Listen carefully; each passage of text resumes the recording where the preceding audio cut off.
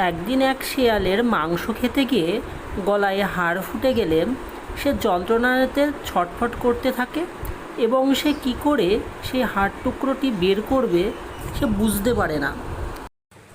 জঙ্গলের মাঝখানে এক খরগোশকে দেখতে পেয়ে শিয়াল বলতে থাকে যে, খরগোশ ভাইয়া, তুমি কি আমার হাড়টা বার করতে সাহায্য করবে?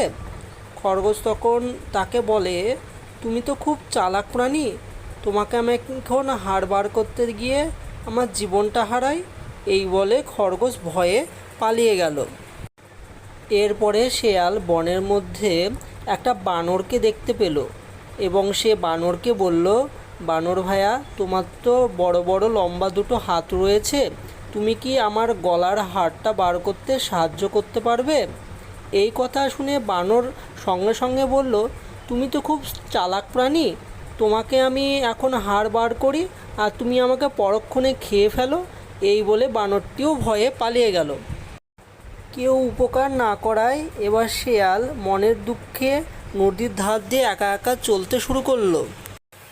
শেয়াল নদীর ধারে এক মাছরাঙাকে দেখে সে একটা বুদ্ধি আঁটলো এবং মাছরাঙাকে বলল যে, তুমি যদি আমার গলার হাড়টা বার করে দাও তাহলে তোমাকে আমি মাছ ধরতে সাহায্য করব।